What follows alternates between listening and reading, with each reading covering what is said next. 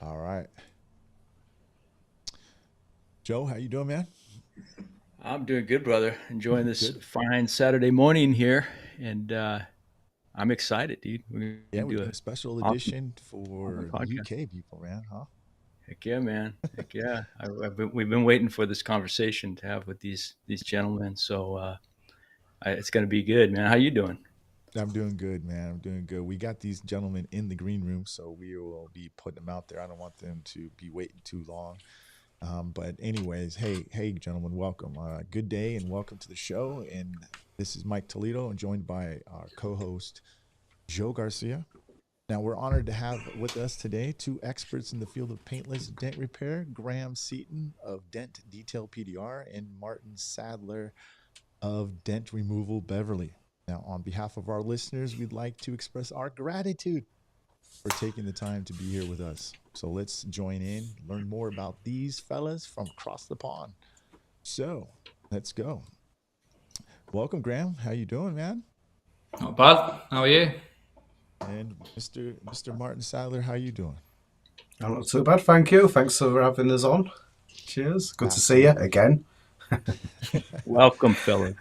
Yeah, we didn't get to chat very much. I mean, we said hi and just like 5 minutes, 10 minutes. It Yeah, was a big bit of a blur over we there. got a tattoo together, didn't we? Got a dent craft tattoo together. Yeah, that's right. That's right. So let me see here. Let's see. I think we're good to go on stuff like this. I'm gonna take a look. I think we've Joe. Why don't you go ahead and start the show off, dude? Why did we bring these gentlemen in? Okay, so I've been talking back and forth with both you guys, Graham and Martin, a little bit online on social media for the past couple of years, and I'll tell you what, I I sense a parallel between what you guys in the UK are doing and what Myke and I have been, trying to do in the past few years, and it's like an intensity uh, to your repairs. I see it in your videos. Martin, you get really granular about your repairs. Graham, you do the same thing, but with your posts. I see you on LinkedIn and Instagram, and you guys have your unique way of presenting it. But it's like I said, it's an intensity of the repairs that you're doing. They're very complex, right? And the quality that you get it to, the level, but it even a step further in the way you are trying to communicate it to the consumer. And it's powerful. And I feel like it's again, Myke and I can relate with that tremendously because that's what we've been doing. We're putting the prices out there and effectively changing our local markets.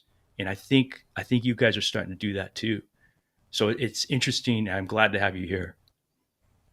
Thank you Yep. very much. Yeah. Nice. So we want to pick your brain. Okay. So I guess you guys got some fans out there, man. So we're just chatting away. Do you guys see those comments popping up? Yeah, they're No. coming up. Yeah. Okay. Yeah, we Um, see him. Oh, yeah. Slow I, down. How real, are you doing? yeah, they're popping up right in the middle of the screen, right, Myke? Is that yeah. where you guys are Yeah. seeing them? Yeah, and Yeah, Okay. just want that's to Yeah. it. make Yeah. sure I'm not gonna we're not gonna have time. If I sit here and click on everything that's gonna come through, we'll never get through this podcast. So, but ladies and gentlemen, we do see you. I will, if you have some good questions, we'll start that, and then we'll come back to those questions too as well. So, if you have some really good questions for any of our guests or us, we will bring that to the attention towards the end. So, um, look at Johnny Dents. Yes, lads. I got to post that one for you guys, okay? Because I know Johnny Dents too. The good lad is Johnny. All right. Hey, so we're going to ask some questions. United States technicians always wonder about the UK, and the UK, the biggest thing that Joe and I get, is like, hey, we can't get those prices over here. It's a different market over here, and another big thing is about the tools, right? So we're going to ask some specific questions about how you can, what do you do about the limitations about tools? And I know it's pretty pricey about that over there too as well. So if you don't mind, we're going to structure this pretty well. so you guys can have a chance, and we stay, on point and help you guys, help ourselves get those questions answered that a lot of other people were interested in. Does that sound good, guys? Yeah. Yep. Spot on. Okay. Joe, anything else before we kind of like ask those specific Yeah. questions? Yeah, real quick. Graham, I know you're located and operating your business near Manchester area. Martin, I think Beverly is the name of the city you're in, if I'm not mistaken. What is Yeah, that? that's right. Yeah. What's a major city that we would all know that you're close to? It'd be Hull or York, somewhere like that. So if you look on a map, Graham is directly across the country. So I'm on the east coast. Graham's on the west coast. So we're at the other side of the country.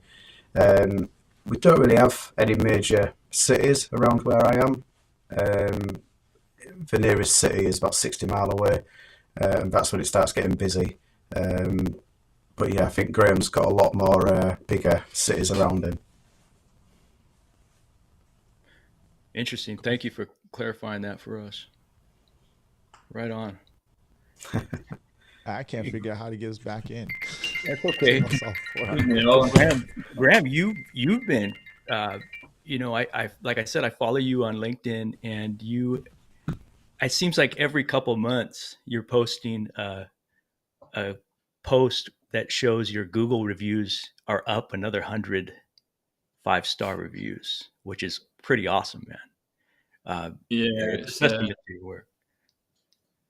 I think the main reason why I get so many is I'm just pure retail. I don't do any trade work. I don't do, car sales places, not many body shops. So it's more probably down to the volume of retail work I'm doing. If I do 5 retail a day, chances are 2 of them are going to leave one. But if you're doing that consistently every single day, they add up. They add up pretty quick. Right on. Well, you're doing something right.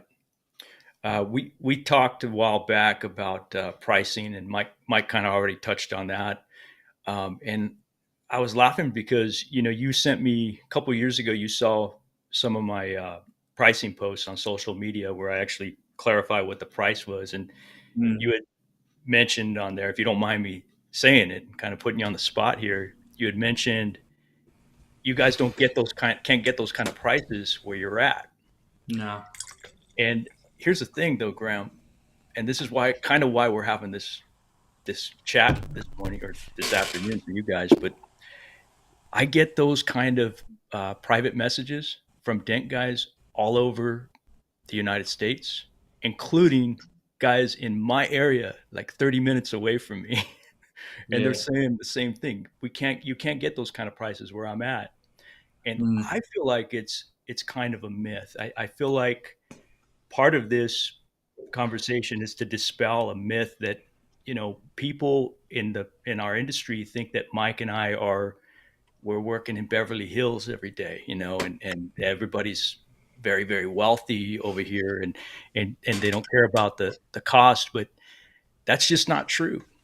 A lot of it has been just really pounding the pavement, trying to really illustrate like what you guys are doing, like I had mentioned before, demonstrating the value of what you're doing and showing that this is not just a cheap labor type of operation here. To do it really well, it really is a refined skill and a craft. And I think that in itself commands more than what the mediocre PDR is going to get, and wherever you're at. Does it make sense? Yeah. I think it's down sort of when you're talking about pricing. There's 2 different ways you go about it. You're either putting your pricing up high, so you're competing against the body shop prices. If it's a body shop repair that could be done in a body shop, but we know as PDR techs we could fix that and save the big body shop job. You can go about it that way. I think what we struggle with the most is the insurance companies over here, they don't entertain PDR jobs. I mean, I've done two in January already. where jobbers come and they said they want to go for insurance, and when it comes to start speaking to the insurance, they just don't entertain it. They'd rather keep it in house at their body shops because they're sticking with their labour rates. Whether they think they can save more money keeping it in house, I don't know, but it still doesn't make sense. If we say we price a job for £1,000 for a PDR repair, and we know it's a PDR repair from start to finish, body shop terms, it might be a £3,000 job. So we could save them that £2,000, but they don't want to take it on, which is just baffling. We just can't get heads around it. I want to get into some questions here. Joe, are you good? Can I get in there? So, my audio was coming in just a little bit. Joe? Can you just real quick highlight what you're saying, dude? So I don't want to ask the same question. Yes. Okay. So basically, what I asked, what Graham, in a nutshell, was, we were touching on the whole pricing thing, and how you and I both, Myke, we get messages from other dent repair professionals saying basically we can't get those kind of prices where we're at or where I'm at, and so Graham was explaining a little bit about how the almost a socio-economic culture, this mindset that you just can't get more than the body shop for PDR in UK. Okay, got it. Is that pretty much what what you're saying, Graham? Pretty much, yeah. I mean, we can try, but they don't entertain it. It doesn't even come to the point where they want to see what we're even quoting. And it happens now and again. I think, like Martin said earlier, he's had one recently where he had the chance to go for an insurance job. I had 2 this month, but they don't want to take it on. They just want to give it to the body shop for the body shop labour and the parts and materials because they make their cuts out of it. I think that's what some of it alludes to. Yeah. Okay, gotcha. So, yeah, we're gonna elaborate on that because I mean it's a lot of. I think it's a lot of Joe and I. We've been in this. I feel like the UK, to me personally, is behind like a decade, like in the mindset of teching it out. And the new techs, I feel like you, Graham, right, have that mindset because you weren't conditioned for as long as us techs have been, or people who've been in longer than that, like your trainer Kevin Andrews, right? We'll get to that freaking that bloke later, dude. But anyways, this could go on for a long podcast, but we'll circle back to that. Okay, but these questions are all for you, so I'd like to kind of just keep it going here, if you don't mind. All right. So let's talk about PDR tools. All right. Here's my thing with this. We'd like to gain some insight into the availability of PDR tools in the UK. Are there specific tools that are more difficult to come by, and how does this influence the pricing in the industry? So I'd like you both to answer that. Martin, I'll start with you. The most tooling's pretty, can be available, but the thing we've got is we're not part of the EU anymore, so we're a country on our own, and the main tools are sourced from the USA. So we've either got air freight or sea freight. So to get any kind of tooling across, you either need to fill up a plane or get a couple of parcels on a plane. It's going to cost you a lot of money, or you fill up a container, whether it's half a container or full container, and all that costs money, and all that goes on to the price of the tooling. So tooling can be quite expensive in the UK when it gets to us, and I think that's the biggest obstacle. If we had a lot more production in the UK, or companies that could make the tools in the UK, then obviously it'd be cheaper for us. But yeah, there you go. You agree, Graham? Pretty much, yeah. I mean, there's 1 or 2 companies that do ship them in. They're obviously getting them over there from the States, getting them in bulk, but they still have to pass on certain amounts of shipping and I mean, say we wanted to buy something ourselves from any random tool company. Not only are we paying for the tool itself, we've got to pay for the shipping cost, which is generally around £100, no matter how big or small it is. And then when it lands, we have to pay tax on that, so it's another 20%. So an £100 tool could end up costing us 250 to get us in the country. So it adds up. Yeah. Now, I gotta have you guys ever thought about having a collaboration of a specific group of dent guys who are obviously serious, right? And getting a bunch of talking to a tool company like A1, Anson's, Ultra Dent Tools, someone like that, and say, look, we're thinking about buying a big set of tools together, and then pulling into that, right?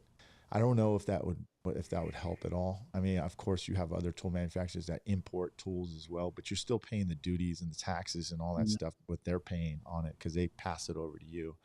But or it would be freaking take a boys trip to the United States, but then I guess you have to claim that too as well, though, right? Is that right, Martin? Costly too. I'd have to tread carefully with this, wouldn't I? Because I've just been to a dent show in America. Can't have one of those every week, can we? Yeah, I mean, I suppose, anything's possible. Anyone could set up a tool company and ship it into the UK. It just depends on what kind of costs are involved. I've looked into it. I've had a bit of experience into it, and it's big money. So yeah, you'd have to know what you're doing, I think. Good. So obviously we have. Go ahead, Graham. Obviously, we've got Kiko UK over here, where we get the majority of everything we need. So they're picking up their bits from all your different tool companies over there. They're bringing loads in bulk. They obviously have to pay the shipping and the taxes like we would. They try and keep that down to a minimum, so it's not getting passed on as much to us, but they still got to make their cut to pay for the shipping. So it's no matter which way about it, we've got to pay shipping and then we've got to pay the taxes. Mm-hmm. How do you afford to then don't you pass that on to the client? Because I mean that's what I'm saying is that it's so expensive. I've been to England myself. I've been to different parts of Europe, and I didn't spend very long in England, but it cost me the most amount of money. I was there the shortest amount of time, but it cost me the most amount of money. Unfortunately, TDN boys freaking handed it to me as far as having a good time, but it was expensive. So I just wanted to say gosh dang man, let's give me an idea of and you don't have to say exact what you charge, but what do you get for a door ding, like a dent in the door panel, like a 1-inch dent, or I guess what do you call it in centimeters? I don't know, but yeah, if you're just talking, I've not got anything to add. If you're just talking like a standard 5 to 10 piece, like say typical door dent, you'll find up and down the country there's different prices in different areas. Where I am, I start at 120 plus VAT for a dent. No matter how little time I'm spending on that job, it's going to be 120 plus VAT. So you're talking 150 quid for me to do a dent for you. Okay, that's not bad. Okay, good. What about you, Martin? Bit cheaper for me. Unfortunately, it's 75 plus VAT. So you look at £90 for the first dent. That's like a 5 to 10 mil dent, but they're very, very rare. So you're looking about 120 plus VAT for the everyday thing that that comes through the door, at least. Okay. Do you think the mindset of the consumer in the UK is, and I think it's pretty much the same here, but do they feel like, hey, the bigger the dent, the more it's going to cost, right? Smaller the dent, the easier they feel that they think it should be, and the lower the cost? Is that the same mindset that they have? I'd say so. Yeah, I mean, it's not always the case. It's when it comes to a small tricky dent, which is like what we try and do in our Facebook posts. If we're posting a dent that's small and sharp on a body line and are hard to get placed, to them it's a small dent, but to us it's like, bloody hell, it's not an easy one to do. So we have to charge more for stripping some more time. But when they see the price for that, they've been just like, oh, it's just a small dent. So you know what I mean? We've got to convince them the work and everything behind it that goes into it. Yeah. What's the sweet? Go ahead, Mike. No, go ahead, Joe. What would be the sweet spot for you guys? Like, what kind of dents do you prefer to do, and what's the average cost? Well, like just door edges and quick 10-minute dents. You know, like 20 mil dents. If you do like 4 or 5 of those, you can make a day's wage kind of thing. You can make a good day out of it. Obviously, you don't want just those. You want the bodyline dents and the bigger dents because you can bring in bigger money. But we have to tread carefully with each customer because there's always a cheap body shop around the corner that will fill and paint it for cheaper than a tank of fuel. Yeah. So this is the issue we've got. I'm going to get to that. Real quick. Questions. Yeah, real quick, Mike. I want to say to Martin's point, I think this might be what you meant earlier, Mike, when you said that UK is about 10 years behind. I don't think you, and you know this, Mike, they're not 10 years behind on their skill level and what they're attacking, what they're doing, but rather the mindset of that's where we've been. In fact, I would say 4 years ago, it was the same thing for us, you guys, competing with low-end body shops, and they're still out here. You know, they're a dime a dozen, along with low-end dent guys, and the end result though is not even close to what you, Martin, and you, Graham, are able to produce. And I just know this because I watch your content, both of you, and and I'm like a fly on the wall, like just in like a consumer, and I see, man, these guys are doing intricate work. This is what their results are better than even what a high grade body shop is going to do. It should be more than the body shop. Yeah, and I believe wholeheartedly that you guys in the next couple of years, if you keep going the route you're going, you're going to convince your local markets. I don't care what demographics. Okay, whether you're, Graham, you're in Manchester, big city. Martin, you're more in the countryside, in rural areas. You're going to convince the people around you of the value of what you're doing. And already I guarantee you people already see it. It's just going out on that limb and taking that chance. That's what Myke and I have been doing. Like, and we, don't get me wrong, we take our lumps. I've heard no a lot because of it. But I realize I've changed my mindset to realize I'm the one saying no, because I'm evaluating these opportunities. Myke's evaluating these opportunities. You guys do it too, but it's just like another level of intensity. And we're turning a corner. We really are.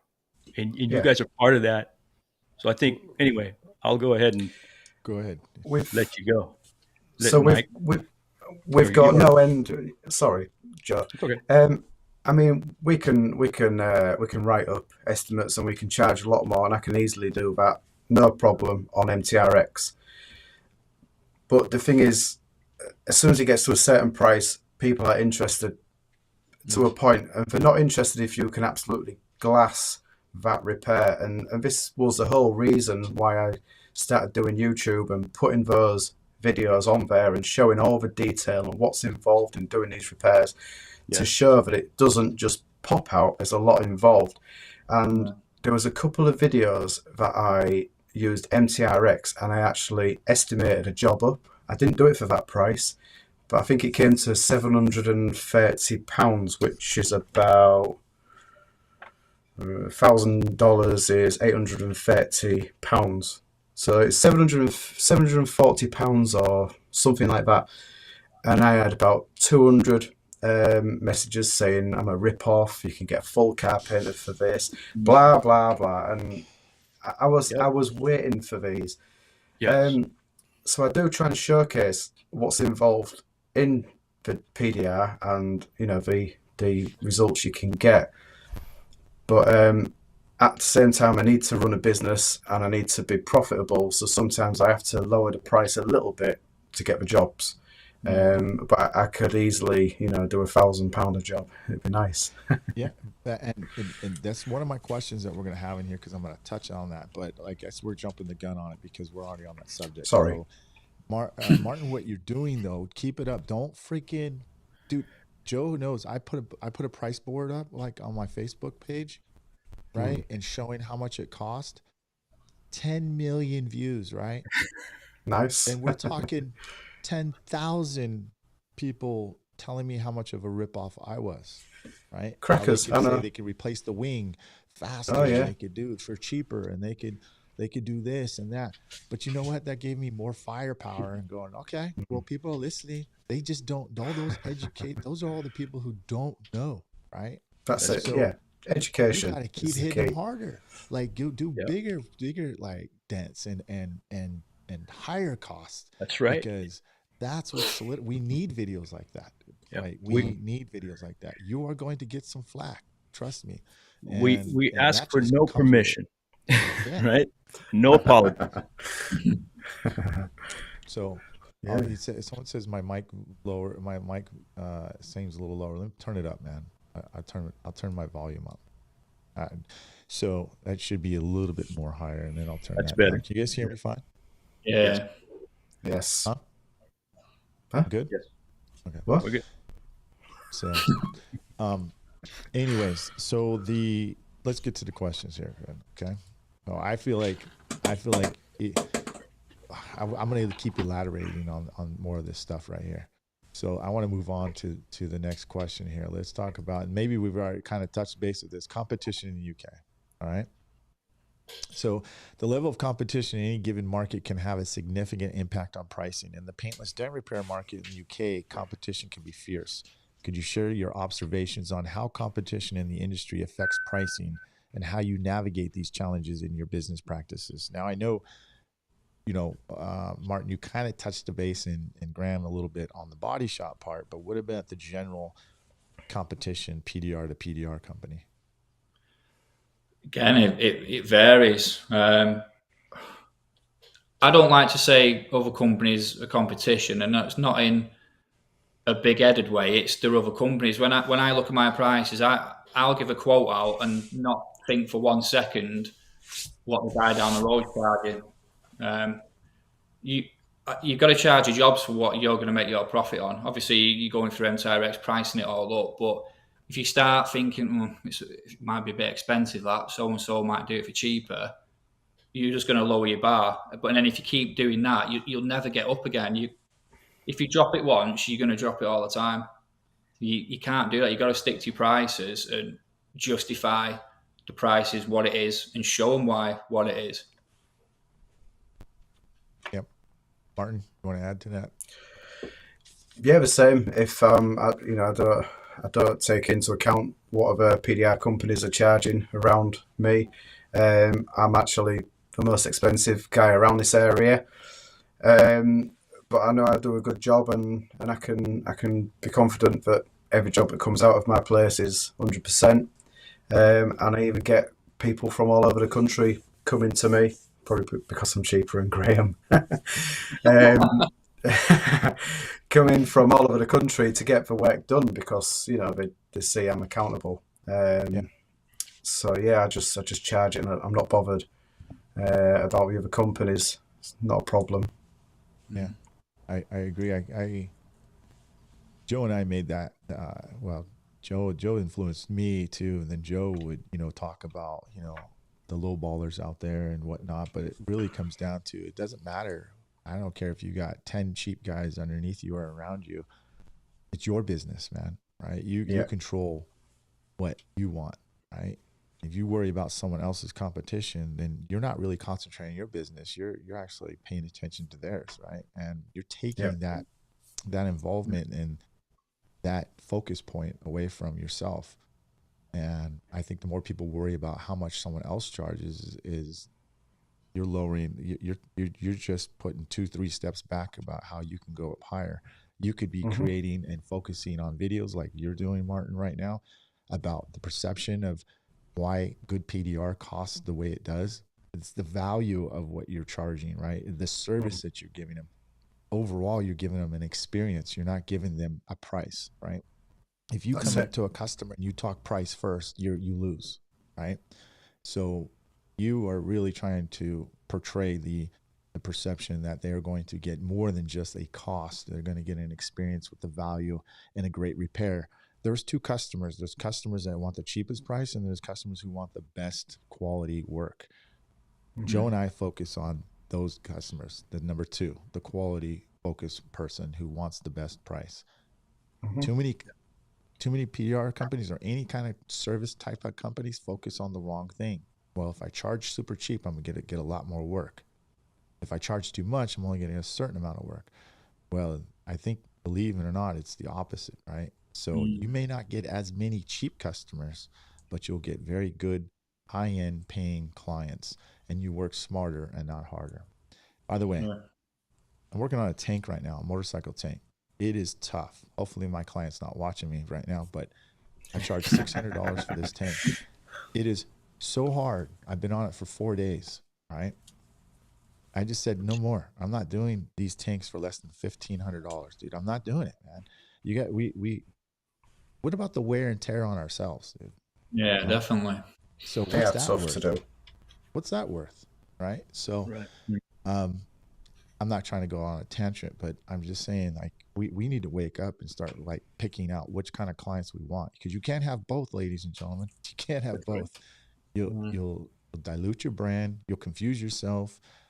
You'll confuse the client, and then you're going to be all over the place. But so that was my little tangent on that, dude. So that was one of the reasons why I started putting my prices on my jobs, sort of not to weed out people who are just shopping around for the price. If you're putting your pricing on your Facebook post, your Instagram post, people shopping around, you're cutting out the small talk. If they can see what you're charging for a price for a dent that they might have, they think, oh, it's going to cost me this. If it's out of their price range, you've saved your time of going through all the spiel of, no, we can do it, blah blah blah, and then they won't book in because they don't want to spend that. Put the prices on the jobs, and they can see what they're getting at in the first place. Yep, that's right. Well, you got some all-star people here. There's a lot of different people here. I don't know what Zen. We're talking about something completely different, by the way, dude. So, anyways, bingo, Myke. Okay, cool. Hey, and forgive us, guys. I don't think we all can see all the comments like we normally do. We're using a different platform, so can you see? You can't see it in the middle. I can see what bingo, comes up bingo, Myke. Yeah, that shows. Oh, you mean you can't see live what they're saying right now? Yeah, I have live to bring what it they're up. saying. Usually on the StreamYard, we could see it on the right side column, everything they're saying, but we'll get we the don't kinks see out. We're working on a new platform right here, ladies and gentlemen. So I'll be sure to be like obviously the good comments will. Well, it's not like nobody's comments are good. I'm just saying the important ones. Let's put it that way. Yeah, I think the moral of the story, and this isn't a lecture for you guys, by the way. I'm not lecturing. And I'm not saying you are. I feel like I am kind of. I feel because it's morning and I'm a coffee drinker, so I hope this isn't feeling like an interrogation to you two. Okay. No, or we're talking to the audience, dude. Yeah. And we're relating, we're sharing perspectives, and I think the moral of the story is everyone is not your customer, as we always say on here, Myke. Yeah. So I got a question. Go on then. I'll let you carry on. Go for it, dude. I forgot what I was going to say now. So with when you give your prices, do you have to add any tax? Well, obviously you will have to add tax onto the price. So what is your tax rate in the US?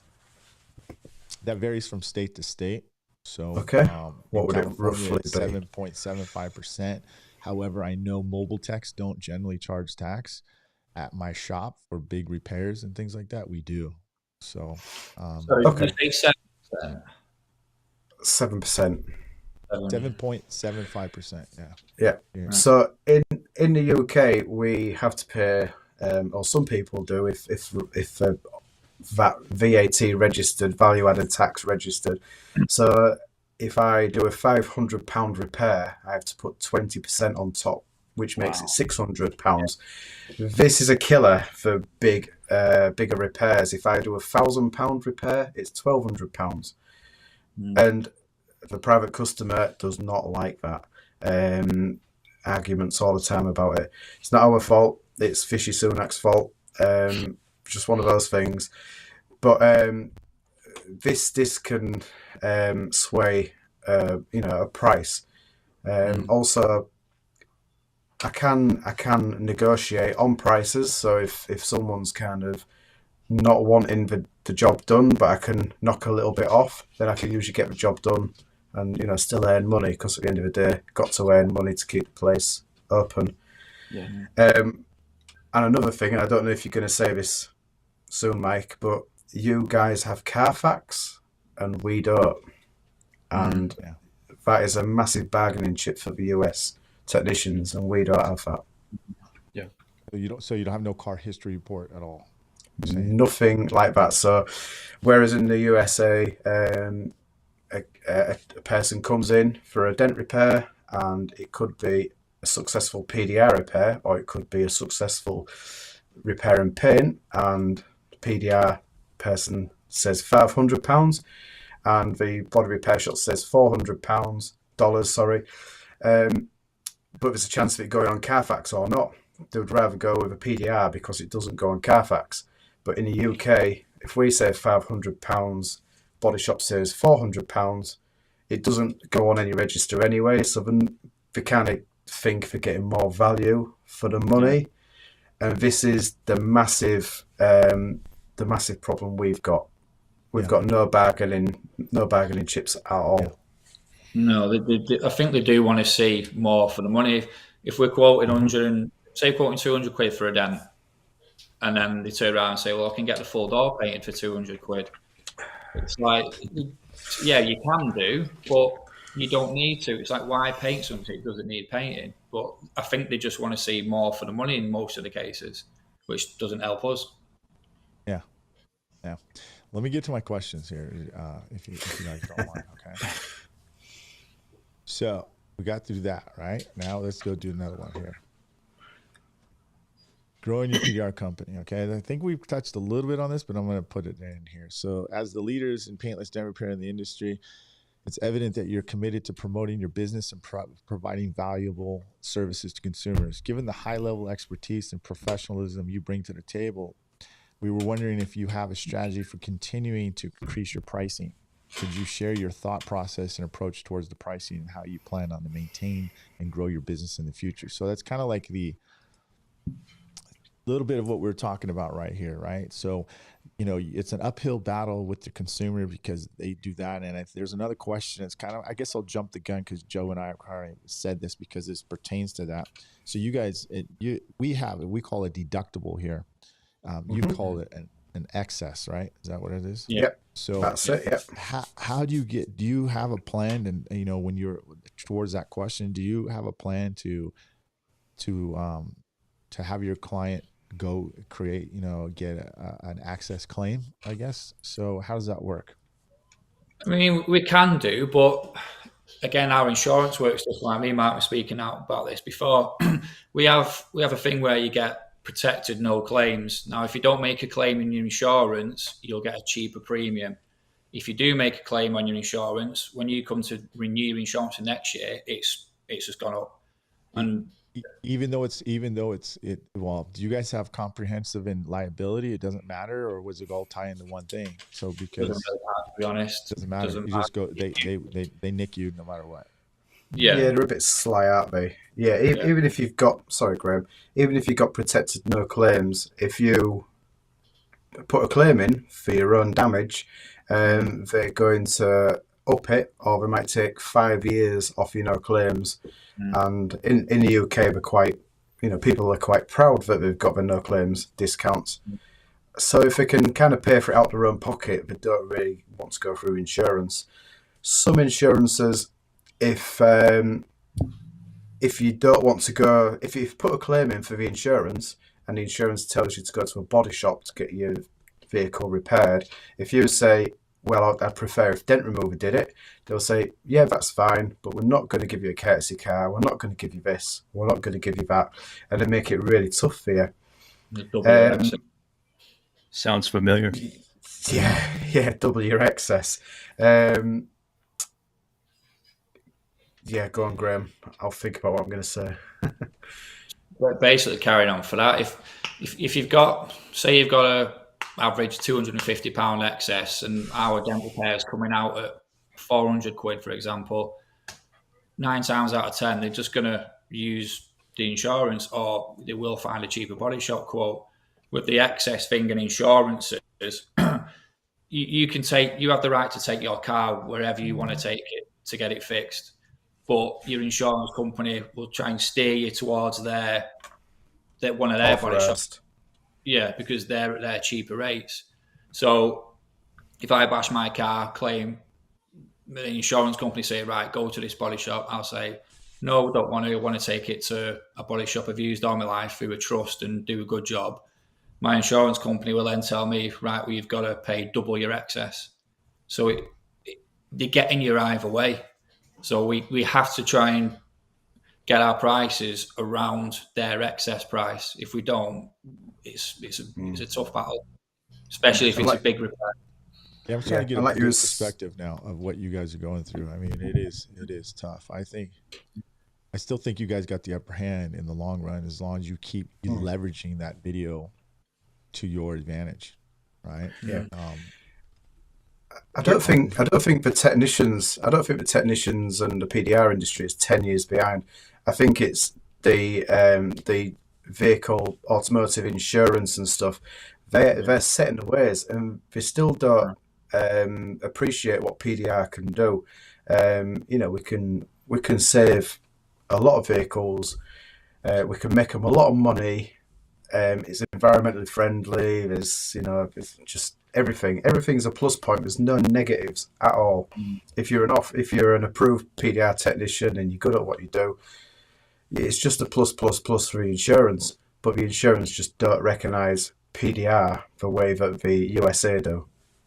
well, I don't think that I don't think the Well, insurance does either. I went round and round the other day with one, This is, and yeah. yeah, it's he was dictating my cost, telling me how much the value of my service was worth, and if I could go through the phone and choke him, I would have. Um, but I Should have let him told him what have you it. was. I let him have it, and I mean, I felt good because I basically told him he's a cheater and he's a he's trying to dictate the pricing based on his own opinion, and he deliberately is not looking out for the client's best interests. He's looking out not only for his own but for a company he doesn't own. And I said, you're trying to look good for trying to save the company $300 when the client can be a much happier person, has saved their panel, and you're telling them to go to Exactly. a crappy body shop that's going to do a crappy job. So I let him have it, but the the main thing is I lost my composure a little bit. But other than that, you know, I strongly feel that we're still in the infancy. Like once these insurance get it, that we're the go-to, because Yeah, listen, 100%. everybody, we're in the paintless collision right now. We're doing big smashes. We're saving what body shops replace in and out, like left and right. Or what do you call them? Panel beaters? Is that what you call it over there? Yeah, yeah. Panel beater That's what shops. I used to be. Yeah, so panel shops, body shops. That's the main thing. Yeah, that's the main word, isn't it? Body shops. Yeah. And that in itself, I mean, there's this whole conversation is so rich here. We could go on, but like just real quick, like panel beater, that term, it's so indicative of the past, the way things used to work, and why I think we all struggle, no matter where we're at in PDR, to be taken seriously. Uh, because on the surface, to the layman, the consumer, they think we're just beating these dents out. It's like archaic, but it's our job every single day to show how intricate the process can be, especially with these Mm-hmm. complex repairs, and therefore we can justify the price. As Yeah. far as the insurance goes, we are still not recognized here in the States as legitimate by the insurance companies, Yeah. and it varies from company to company. There's some where it's a no-brainer for them and they're easy peasy, but like Myke just said, the conflict he had with that adjuster, I had my share this week, and in my case, they make it very difficult to get a hold of them. Now they're going into automated things, but I do believe that there's a method to doing this, and we're trying to crack the code, and I think you guys can do it too. I think it's going to require uh, like the dent ops style translation of a Yeah. of our PDR estimate from CCC. MTRX. So yeah, CCC1 Yeah. exactly. And Yeah. I was going to ask you guys, are you using a price guide though for every repair you do? Every If dent you estimate? Just pretty much, MTRX. Yeah. yeah. If a customer walks into my shop and can you take a look, give me a price, I'll walk them through WhatsApp on my phone so they can see what they're doing it. If it's you kind of can get a gauge if it's a quick text, how much is this going to cost? Can you give me a price for that? You know if it's going to be like someone messing around for a price or do you know what I mean? Whatever. If you get an email inquiry through my website, I can screenshot a screenshot of the WhatsApp MTRX estimate and say this is the breakdown. It shows the factors of what it is. We can send them all that, which we do. Yeah. You too, Martin? Yeah. Yeah, I mean, I was speaking to Paul Corden about this the other day, and I use MTRX as well and put the factors in, and that's the price. And he was talking about the CCC. It's again, not many people would like to go through the insurance; they'd rather pay out of their own pocket. But there's a bar to what they think is acceptable and what they'll walk away from. Go shopping elsewhere, and no matter how, I think, in my opinion, and I've been doing it a while, no matter how good you are or whatever you put on the internet, people are always price conscious, and it's unless we've got that Carfax in the UK, it's a struggle.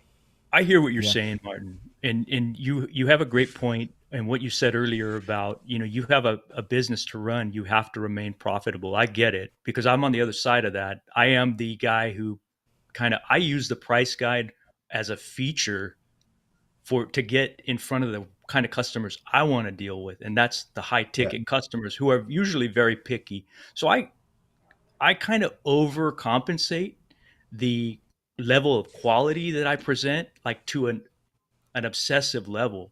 Like I'll show always putting tape on the end of the tool, so I don't scratch, and I'll explain that it's so I don't scratch the inside of the panel. Yeah. Now, 90% of consumers don't give a crap about that.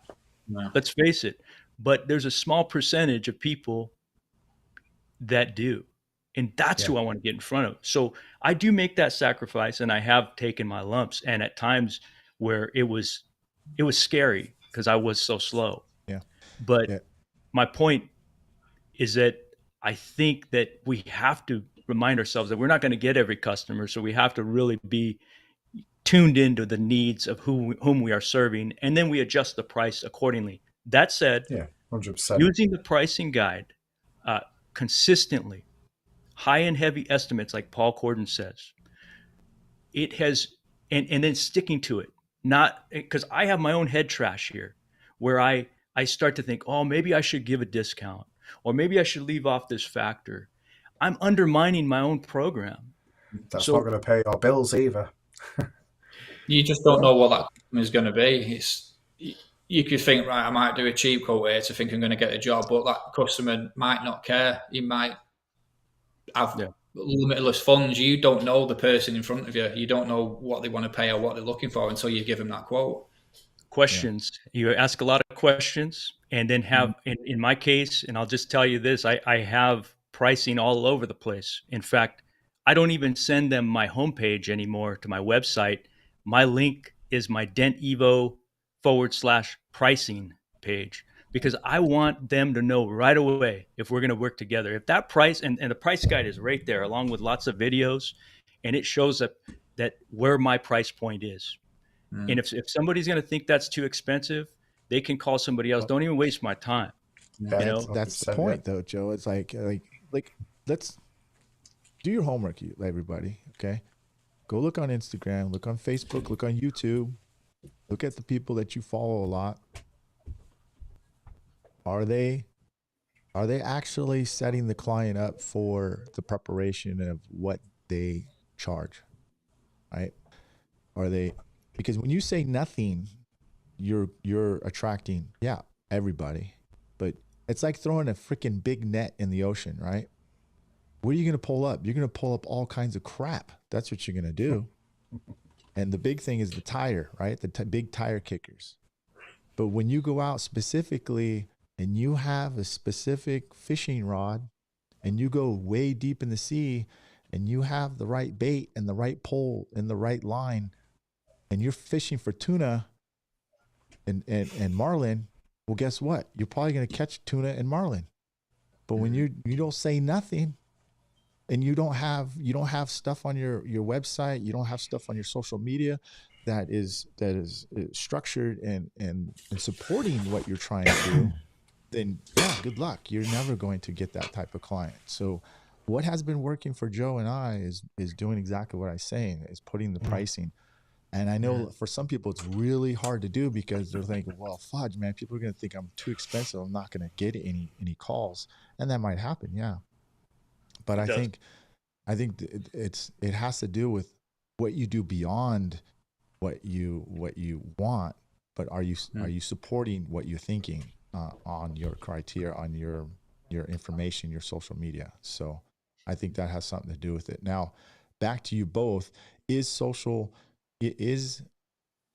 think the geographical area matters, or do you think it's just the lack of information, like I was saying, to the consumer that actually that affects the cost? Graham, what do you think? What do you mean in terms of getting the customers in? Yeah, I mean, do you think it's where you live or where it's at or whatnot? Obviously, there's A little bit of both. all over the country. There's different like income brackets and more affluent areas and others, and then other areas not so much. It depends where you're based. If you're in a big city or you're in a big area with loads of small towns and you've got more people to try and get in, then you're going to have more success. If you're in a quiet area, say comparison between me and mine, there's less people to try and bring in. So I think it does. If you're sort of advertising in more affluent areas, you've got more chance of getting the bigger tickets for the job. That's just natural in anything, no matter what you do. Yeah. There you are, Martin. Welcome back, dude. I was sorry. I had to get off. So I was choking. My eyes were streaming. And anyway, I'm back Danny now. asked a question. This is a because question we're for you guys. interrogating Danny you, says, "Hey, are these guys planning to get a shop, or are they totally mobile?" So, Danny has a question for you. I'll leave that up. Martin. Okay, yeah. So yeah, we both got shops. And we're both mobile as well. Well, I have one day dedicated to being mobile. I try and get people to come to me, and I'll say I'll give them a free estimate, and it's there's no extra charge for repairing it at the workshop. But if I'm mobile, then it's at least 20 plus the VAT, so £24 for an estimate, mobile estimate. And then if they want me to repair the car at their place, it's £24 again. I'm trying to get them to come to me, you see, but if they drop the car off at ours, if they come with a couple, we can drop them off in the local town for free. They can go for a coffee and we'll pick them up once the car's fixed for free. So we kind of get them to drop the cars off at the workshop so we can fix them. Yeah. Deal. I'm similar, really. I won't go out and do an estimate. I've done that when I was fully mobile. I did that too many times and thought I'm wasting my time here, because you can go out your way, give them a price. No, sorry, I don't want to pay that. So I knocked that on the head. I'm probably 90% in-house, 10% mobile now, which I want to be fully in-house. But if Yeah. people do want to go out mobile, if it's within an hour, it's another 25 quid. Anything over an hour's drive, I'll double it. But again, same thing as Martin. If they don't want to pay the call out fee, they can come and bring it to me, which say they're more than happy to do. Yeah. Yeah. Perfect. I think what Service. what do you like about being in a shop? I mean, obviously the client comes to you, but what beyond that, what do you like about Not it or getting don't wet. like about it? What's that? Not getting wet. Not getting wet. Yeah. Okay. Yeah. Yeah, that's it. Yeah, Good. when you're on the road, it's nice in the summertime because you can get a tan and you get coffee and biscuits if you're lucky. But if you drink too much coffee, you need a toilet, so you have to go to the McDonald's or whatever. But being in a workshop, you've got your own toilet, you've got your own kettle. You can take your time. You can be fixing a vehicle, and you'll have free estimates, free people, free customers that will come in for an estimate while you're fixing that job. If they're easy ones, you can come off the big job to do the small jobs. So having a workshop, you're a lot more work efficient. Yeah. Yeah. I think my reason I like a shop is, I have the freedom, everything's there, right? You don't have to travel to people, and I don't have to worry about the All hustle your and tools. bustle. But the other thing is that, if you have shop hours, you're stuck there until those shop hours end, right? You don't have the freedom Yes. like you would be able to, like, all right, I'm done with my second job. I can go home and do what I want, whatnot. But I think but if you're trying to build, I think the way you guys are going, I think I'm not telling you guys who are mobile you need to get a shop. I'm just saying that's it has some pros and cons. That's subjective, but I yeah, think if I you can think stay small, keep it all. I mean, that's good too as well. So I think having a shop is definitely the right step if we are trying to break into the insurance side of things. It just looks a bit more legit if we've got a roof overhead. We can come in, strip the car down, do what we need to do. I don't think the insurance would like it if we're going out to someone's house, ripping the car to pieces, fixing it and going back. It just looks a bit more legit if you've got a roof on your head. Yeah. Yeah. Yeah. There's not a day that goes by of me fixing complex repairs or completely taking my customers' cars apart in their driveway and then advertising that. But Yeah. I always think of the advantages across the board of having a shop, whether we're talking about the technical work or like you said, Graham, showing legitimacy to whomever we're dealing with, because once again, the insurance, remember, it's just another way for the customer to get what they want, which is you to repair their car. That's just another option, right? And there's a method to dealing with that. And so I think there's ways to do it. At the end of the day, the people I deal with, they know they want me to do it. They specifically are seeking me out. And if they don't, if me not having a shop is a concern for them, if it scares the crap out of them that I'm taking apart their car in their driveway, well, they can go somewhere else. Good luck. They're not going to get what I'm offering in my market. yeah. Do you have a body shop that you could borrow if they wanted a roof overhead? Can you do that? I have resources. Yes, Yeah. I do. And in fact, I have a full Caroliner frame machine that is at my disposal, my buddy's shop, if I need it. And I've used that in my marketing as well. I've done some on there, and so the resources are there. You know, but and it's realistically it's in my future, and you know why, you guys? Because my knees and my back aren't getting any younger. And This. I would love to be able to lift like work on a lift like what you're showing there, Martin, in your videos. I think that's Mhm. brilliant. I think I like your pool tower that you fabricated on your own. It looks like it. I mean, it looks great. This guy, Myke, this guy like invented his own pool tower, and it leverages. Correct me if I'm wrong here, Martin. It leverages up against the lift, so you have basically your own frame machine. Yeah. Yeah, basically, I put some C channel in the floor, and so it's kind of like that, and then it hooks in. So when you pull in, it pulls against the seed channel, so it self-anchors when it's pulling. But one of the main reasons why I did get a workshop is for that reason, for the lift.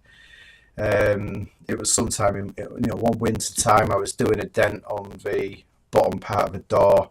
It was on a slight incline and it was raining, and I was just laying in the water that was coming down the side of the road. I was literally laying in a Gutter. a gutter. Yeah, I just thought this I've had enough. And waking up every morning and your knees are absolutely killing me. So getting the ramp was the main thing, and it's absolutely changed the way I do repairs. I'm standing up, so is it ergonomics, something like that? Yeah. So you're looking after your body while you're working. It's 110% worth it getting a ramp. How long have you guys been? I guess I should have asked you that, but Graham, I know you're relatively new, and then Martin, how long you guys been doing PDR? 2019, I passed my training, so 3 years. Deal. And Martin, You're dangerous, aren't you, Graham? 3 or 4 years, and you're at the standard you're at. Bloody hell. 2011, I set up my business, but I started practicing in 2006. good deal. Yeah, it's crazy. So speaking of that subject here, so PDR's come a long way, right? Yeah, and since Joe and I have been in this business, and this is for you, Graham and Martin. But what strategies do you think that you have taken, for the approaches that has helped you excel? Like, what do you think has really helped you excel in this PDR industry? Like, it could be tools, it could be the marketing, but it could be a combination. Just give me an idea of like some really important things maybe our listeners can take an account for. What do you think those are?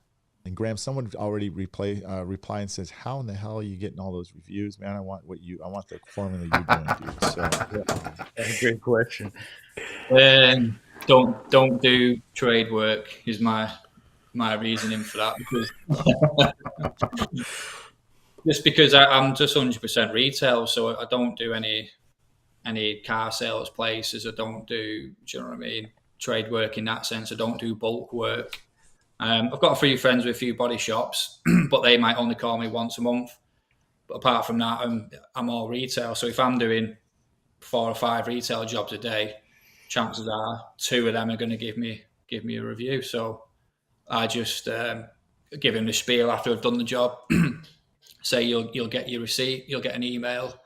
If you'd like to fill out the email, I can send you a link, and then I'll always wait till the evening time, around 6 or 7 o'clock. Everyone's sat down, had the tea, kids are in bed, everyone's just sat on the telly, sat on the couch, looking at the phones. It's a perfect time to send a reminder. So then I'll just send, "Thanks for the work today. Thanks for coming over. If you're happy with my working service, would you mind leaving me a short review? If you need anything in the future, please feel to get in touch."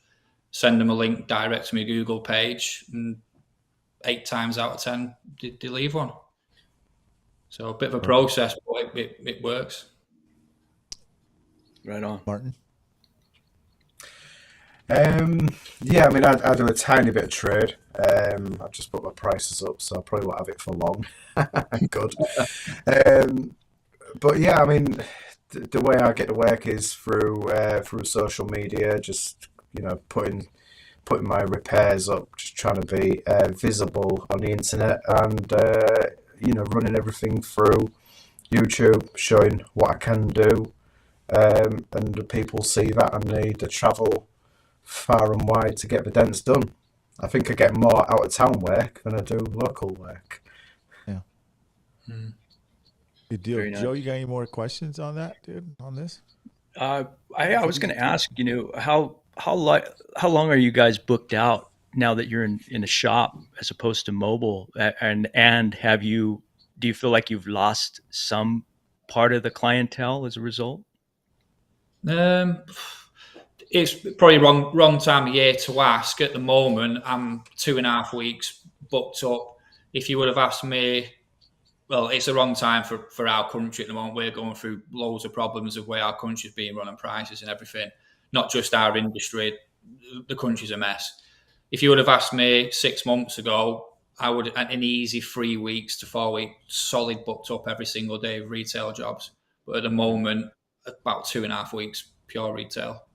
See, let me ask you this then. So why are you like that? Most techs I talk to in the UK are just, not gonna name no names, but they're grumpy, they're pissed off, they don't have a good attitude about what they're doing. Their mindset's kind of off, dude. And Graham, you are a 3-year tech, right? 3.5-year tech, and you're busy that much, and you have a shop, and you're already that far ahead where PDR techs haven't got it, right? And they've been in the business for 20 plus years, and they're still, excuse my French, but they're bitching about how bad life is, and they don't look at themselves as well as you do. So why do you think the success of that for you has been that way? What was your focus point? What did you decide to make yourself and put yourself in that position?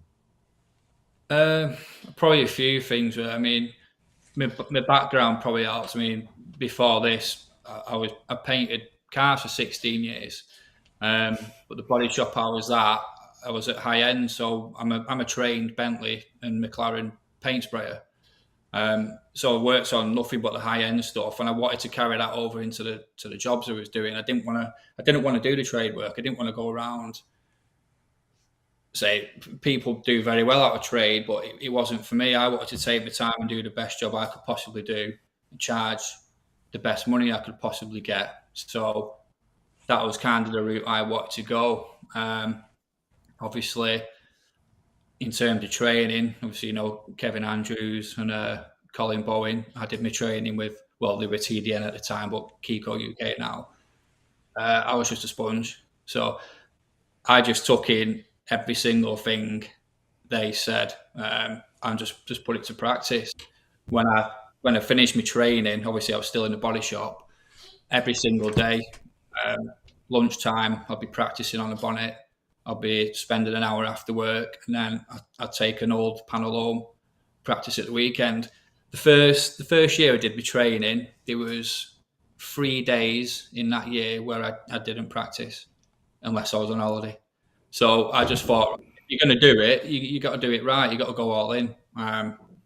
So that's the way. I don't know. Maybe I've just got lucky getting to where I've got. I don't know, but you got to go all in. There's no point doing it if you're not going to do it properly.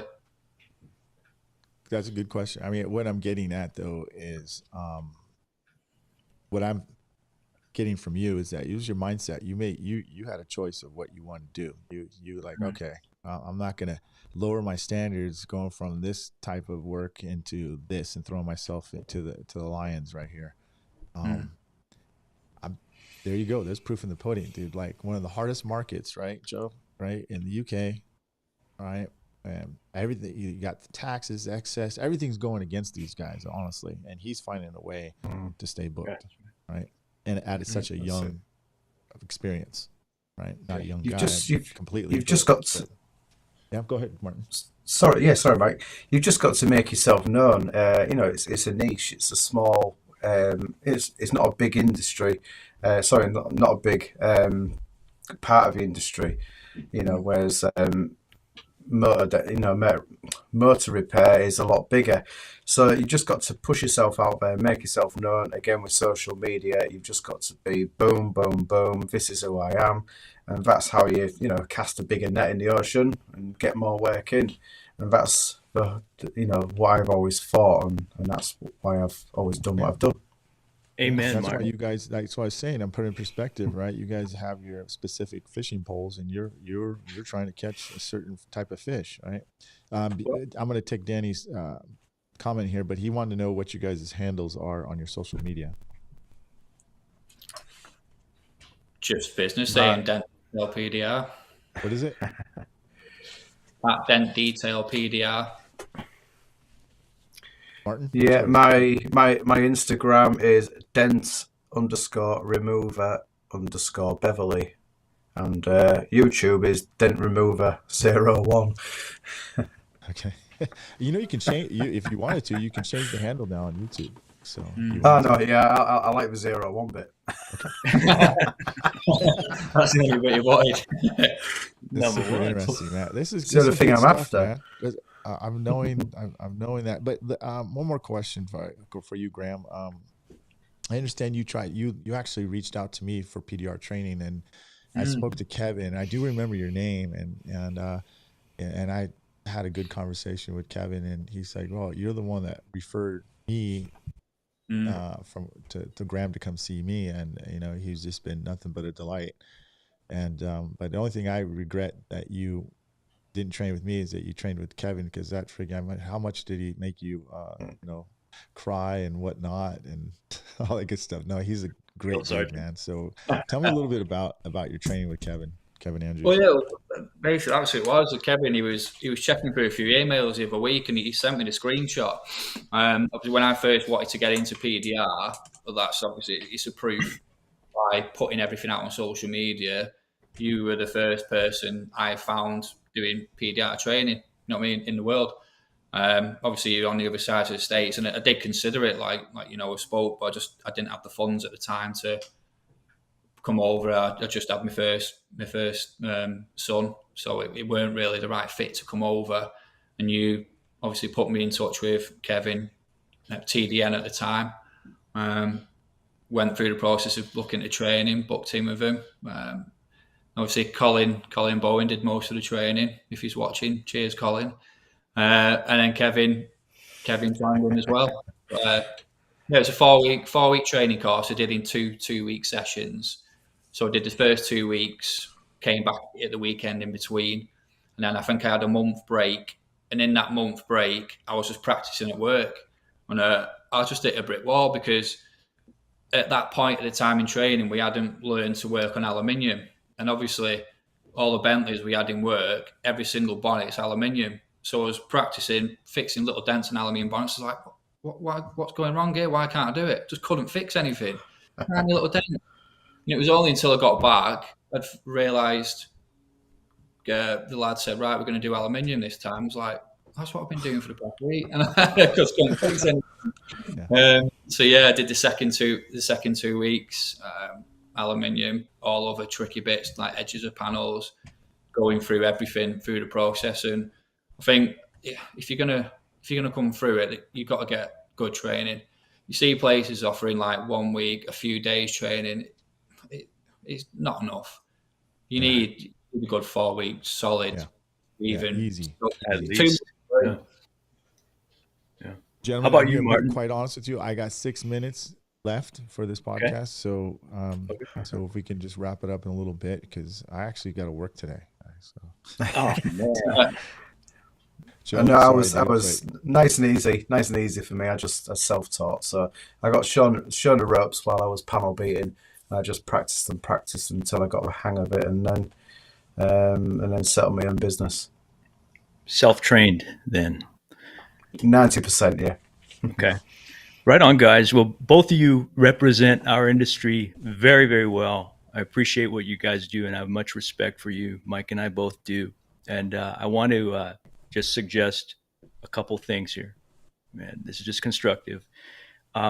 Despite you not having the advantage of a Carfax vehicle report in UK, you still have resale value of the vehicle. Yeah. And so run with that, remind the consumers that, their car will be worth less money if it's painted, versus what you guys do. So you have that, and do also use that price guide. And the more you do start off high and heavy, like Paul Corden says, you can always come down, whatever that negotiation comes out to, and then, go check out Paul Corden's group. I think it's called Mobile Tech RX Price Guide. Right? Paul Corden's Price Guide. Yeah. Facebook. Yeah. Okay. I encourage everyone to go on there and see what other people are doing. It's very inspiring. And, it tells us, it's proof that people will spend the money when they really want your quality. Yeah. I think you guys are both doing an excellent job. It's not, it takes more than just one good video, right? It takes hundreds. You know, it really does. It takes hundreds of videos to get your point across. And and you can't do enough door ding stuff, dude. Like it's really, it's easy to do, and kind of gives people, I think more people need to be more educated what a door ding costs than a big smash, because they automatically know that the big smash is going to cost them a little bit, right? The door ding is where they get surprised, right? Or hopefully you guys are still doing some of it, but you know, anywhere between 1 to 5 inches, you know, it can be costly, man. So but tremendous amount of work. Congratulations to you both. And we actually Joe and I appreciate you taking your time to come on our show. No, thanks for having us. Good. Yeah, again, we appreciate you too and what you've done for the industry. You're both super guys. And thanks for having us on. Appreciate it. Thank you. Myke, do you have time for a quick tech tip? Joe, go ahead. You have time for a quick bonus tech tip? Oh, shoot. Let me for our audience? Hold on. Yeah, hold on. Let me pull it up, dude. It says I forgot to put it up here. Hold on a second. Let's see here. Yeah, I'm gonna put it up right now. I'm gonna send it. This show is nothing but value, okay? 100%. There we go. Actually, it's all about Myke and I just coming back and reporting back to each other about our struggles and trying to get the prices that we want. That's really what the core of these conversations have been, you know.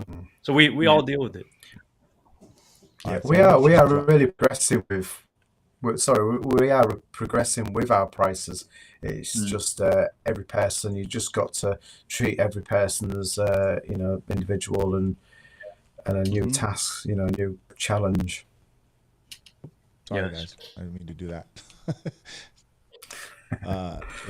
Hold on, let me throw this on here, okay? See if I can. What's the tech tip? Come on. You guys ready? Do we need a drum roll? Are you all right? Drum roll?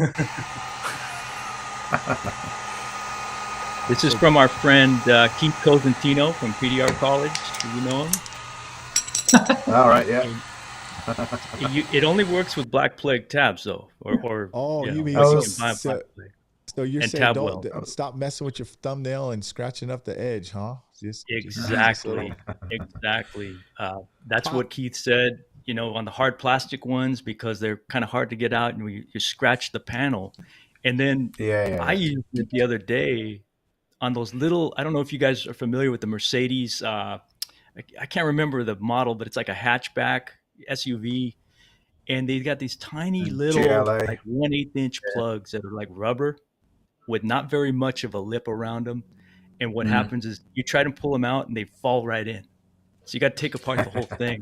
And I used Keith's tip, and I glued a little tab on there and pulled it right out. And it's such a tiny little detail, right? But that's what we do, man. We forget how many skills and techniques are involved in this whole process across the board, and we forget about that.